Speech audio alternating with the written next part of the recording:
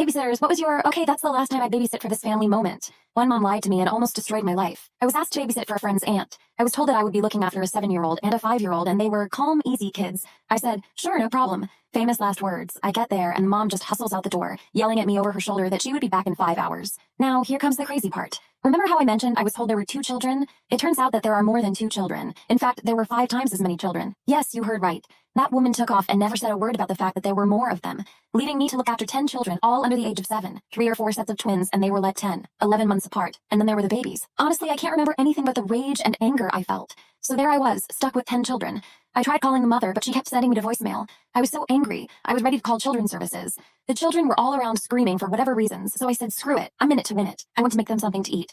I changed the diapered ones, potted the older ones, and then let them go play in the backyard. For a while, I was still sitting with anger over the blatant deception as I cleaned up the kitchen. But it gets better. 5 hours later and no mom. Okay, a few minutes late, no big deal, right? I tended to the children, toileted and changed, fed them baths and off to bed. It's now almost 9 p.m. Mother is still not back. I'm furious and incensed at this point and beyond. I keep calling the mother and my calls go unanswered. Pissed, I called my friend and told her to call the mother, who was her aunt, and tell her to call me or come home. Because I am beyond pissed at being deceived this way. Mother never came back that night. So the next day, I'm at it again. I call everyone in the family, including my friend. No answer. So I said screw it and called the police. I explained the situation and they said they would send someone. Nothing. I spent the next day looking after the horde of children and could get no one to relieve me. I was so angry I couldn't see straight. These children were just a handful and more. I remember screaming at them to sit down. Somewhere in, the neighbor heard and came over. I explained the situation to the neighbor. What the neighbor said next shocked me. Oh, she does this all the time, said the neighbor. She lies about how many kids she has because no one would ever agree to look after that many children. The neighbor glanced at me. You know, she might not come back for a few days, I said. She does this so much, no one will watch her children anymore. I was speechless.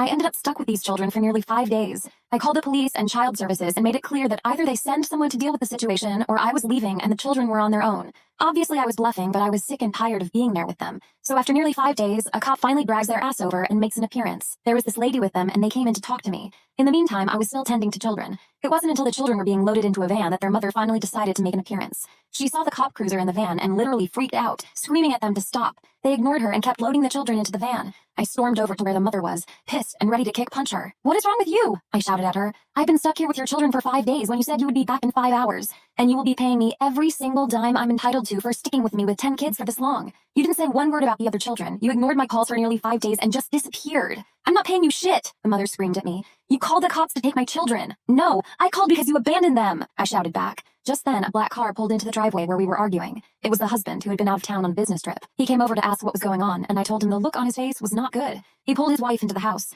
You could have heard him down the street, even if you were deaf in both ears. He came back out and approached me. Shannon, I want to apologize for the situation. I was out of town for work and didn't know about this, he said.